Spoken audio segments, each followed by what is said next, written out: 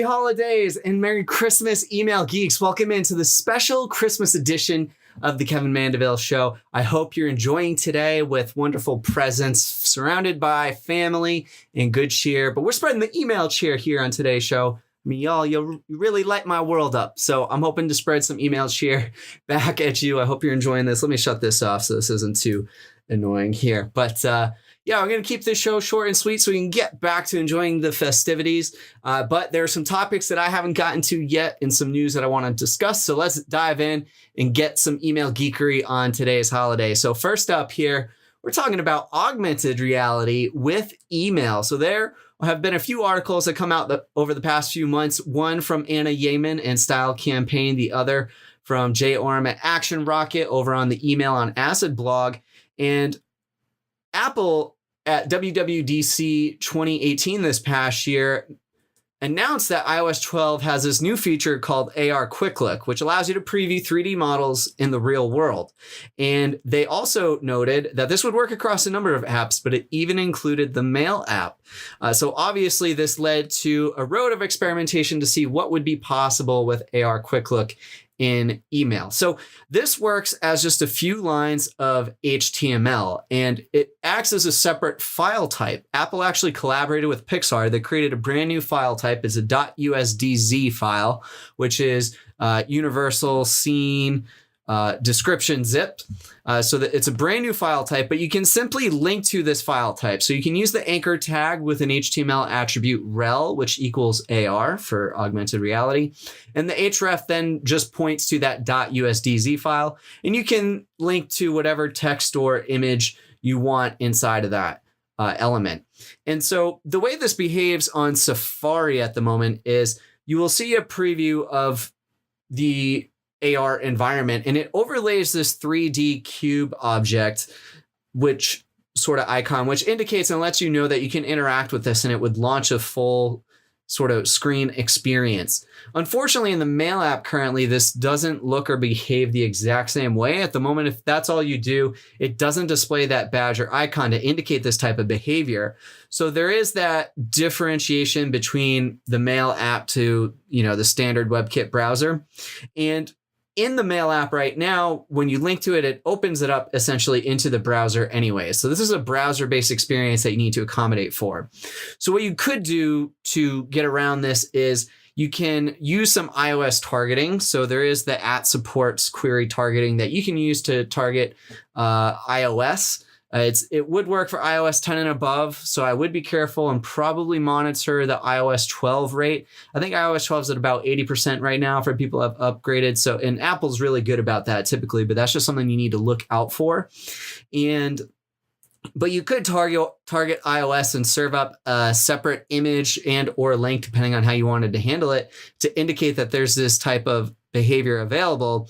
And Anna over at Style Campaign noted that when you click on the image, it should just launch, but you could link this to a web version of the email, which contains a bit of JavaScript that would say on page load, click the AR link, so that it could be optimized directly for those users. So that is what you could do to sort of implement this at the moment.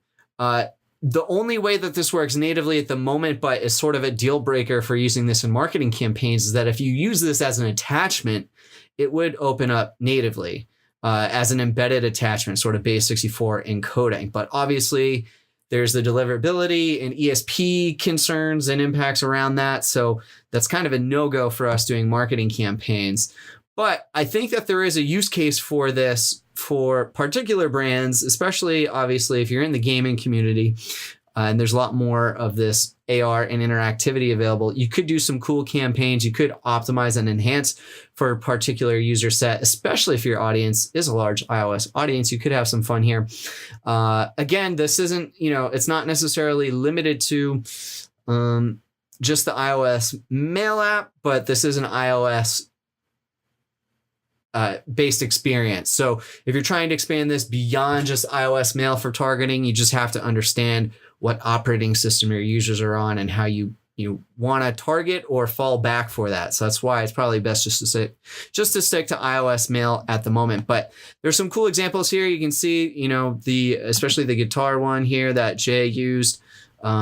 it's just cool to be able to interact with that. And I've always been fascinated with the concept of doing something like this in email to interact with the environment, or using separate devices to interact with the environment, and having live updating things in the email. So definitely be on the lookout too, because I'm sure a lot of dynamic content companies like Movable Ink, Live Clicker, and those types of companies are going to be looking to do something interesting around this behavior as well for these types of users. So just pretty interesting, whole AR. And that's why I say AR with email. It's not AR in email quite yet, but you can use some cool campaigns. So I'd love to know, what have you used it Intel gotten from Santa this year? Have you gotten any good presents? Well, I am really happy because I woke up today and I had my stocking stuff in my Teenage Mutant Ninja Turtle one, mind you. I mean, check out how sweet that one looks right there. And I got exactly what I wanted. I got a brand new Email Tees hat. It's a nice beanie, so I can get rid of this Santa hat right here and just throw this one on. This is going to keep my noggin nice and warm this winter. Got my Email Geekdom right here with my little paper airplane logo. So Email Tees is official apparel for Email Geek, proud sponsor of the Kevin Mandeville Show. You can go to emailtees.com and they have everything from t-shirts, long sleeves, hoodies, and hats as well. They've got some great hats for the winter, both beanie styles, or if you want more of the baseball cap, trucker cap, snapback styles, we got them in there with a bunch of the paper airplane logos and Email Geek sayings. So check it out. I mean, I'm so happy. Santa definitely thought I was on the nice list and got me this wonderful hat. So thank you, Santa, for making my email wish list come true. I appreciate you, brother. Good looking out. And you all can have a good look out. Support the program. If you like what I'm doing here, emailtees.com, buy something, support, follow on Twitter at emailtees on Instagram and Twitter. All right, next up, fresh off the news of Alexa being able to read voice activated emails, Microsoft came out and mentioned that Cortana will soon be able to read Outlook email to you. And this is going to work when you have Cortana hooked up to an external Bluetooth. And this is now currently working with version 3.3 of internal builds. And Cortana will be able to read back emails found in the focused inbox for you. So essentially ones that are only in the focus inbox, the important ones that it marks. No mention of reading emails from the other tab from this article here on Windows Central. But when it's connected to an external Bluetooth connection, you'll have the option to play emails. Cortana is going to give you a time estimate of how long the playback will take, and it will then start reading your emails. Users, they can skip anytime. You can use swipe activated actions within the app to, pause or stop or move or take any of your typical actions right from within the app. But Cortana will give you user options for voice activated responses of delete, reply, or flag, which is interesting. Cortana would be the first voice assistant to have a sort of flag feature, first ever sort of spam related voice activated feature from these clients, as Siri and Alexa do not have anything like that at the moment. And if nothing's said, she'll just keep going through and read the following emails. So you can pause, flag, delete. What else is there here? Forgetting. Oh, yes, this was interesting. So I've seen this in some of my testing with Alexa, but I haven't been able to pinpoint the exact behavior just yet. But Cortana, in this article, it notes if there's a lot of formatting and graphics in the email, like an Amazon order, Cortana notifies the user that, quote, there is a lot of visual content, end quote, that's best viewed on a screen, which I feel like kind of defeats the purpose of some of these voice assistants. So that kind of confuses me a little bit as to why they would be pointing users to have to go back to the email client. I think this definitely, it leads to the recommendation. We need to be semantic with our HTML emails and not relying on graphics as much so that we can accommodate for environments and experiences like this. But just important to know that one out as well. There's no ETA on when this will be released to the public, but it doesn't look too far off. And I'm sure with the news of Alexa, it's putting all that much more pressure on it. So it looks like 2019, there may be a lot of voice assistants here getting into the email space, features being improved in that area, more functionality coming. Obviously, it's very limited right now across all of them, but seems like this is a much bigger trend all of a sudden now that Alexa and Cortana are getting into the game. So I wouldn't be surprised to see Siri make improvements, Alexa, Cortana add more functionality. I think this is going to be not the primary environment we have to focus on for a lot of us, but I think it's something that over time it's just going to get more and more important, especially as you see more devices like Google Home Hub, all the Echo Dots, they're all going to increase their market share and increase adoption from users. So just be on the lookout for that. Apple released their top most downloaded iPhone apps of 2018, and Gmail broke the top 10.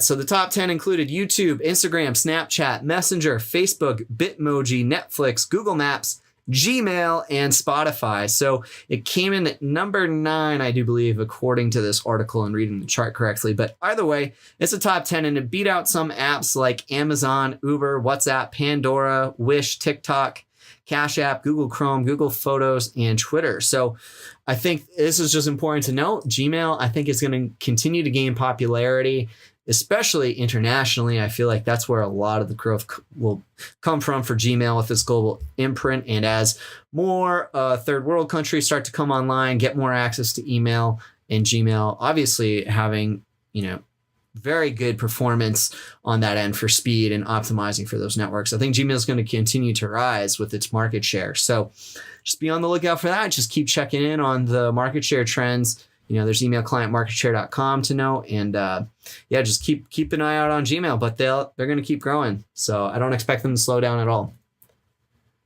AOL and Yahoo, we know, came about to come under the same umbrella with this whole rebrand of Oath, which was a Verizon company after their acquisition.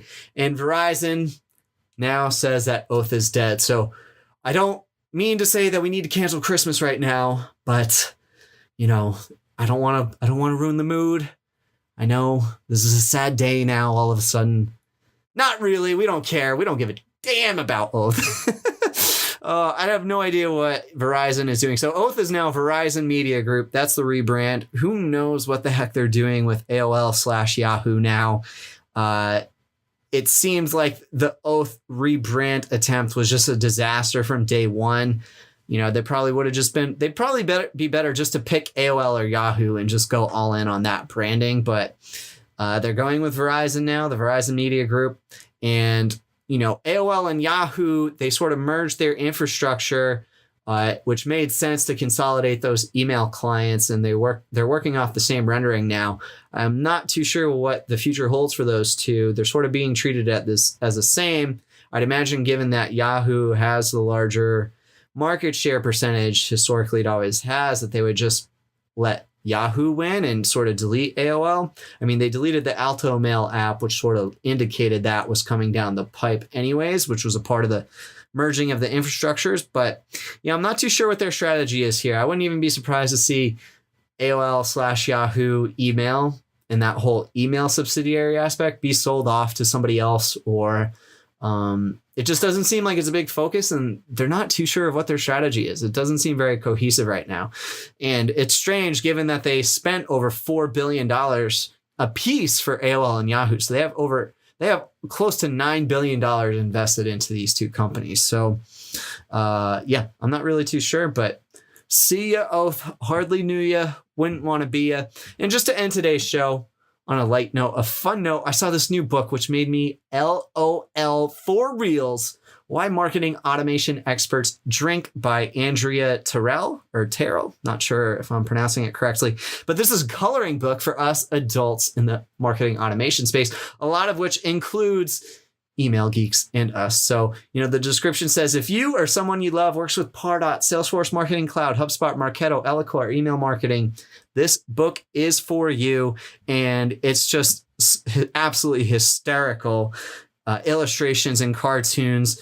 So I love this one, the one about GDPR. So when do we need to start thinking about GDPR? And it's May 25th, the GDPR day, 8:01 a.m., right? From the boss. Obviously, that's going to happen. So these are just, there's a good one about Outlook here, right? So this is just an absolutely hysterical coloring book. I'm definitely ordering one of these with some of my Christmas gift card money. This is just, what better gift could you possibly get to display your geekdom? So I wanted to plug somebody else's work. I know I've got my email tease thing going on, but this looked like a fantastic book and one that I think everybody should know about. So that's it for this special holiday Christmas edition of the Kevin Mandeville Show. I just want to thank you if you're watching. If you've watched any of my previous episodes, or if you're just new, just thank you for watching, spending time with me. I really appreciate it. Your support means a lot. Subscribe here on YouTube. You'll get notifications when we go live on air every week. And subscribe at kevinmandeville.com/newsletter. That's when I have all my email updates going out about the show. You'll get it delivered straight to your inbox. You'll never miss anything or any news. I'm building cool newsletters about all the email news out there, like this show, and doing some really cool email campaigns and whatnot. But I just want to thank you from the bottom of my heart, and go spend time, regardless of what you do or don't celebrate, whether you're celebrating Christmas today, Festivus, whatever it may be, whatever you do or don't celebrate, it's always a good day to spend time with your family and the ones close to you, and to let them know how much you love them. So with that being said, come back Tuesdays and Thursdays, 12 p.m. Eastern time here, the Kevin Mandeville Show. A happy holidays to you and yours, and a Merry Christmas, which is what it means for me. So we'll catch you next time, email geeks. Hope you're on the nice list. Go spend time with some fam, y'all. See ya. Go.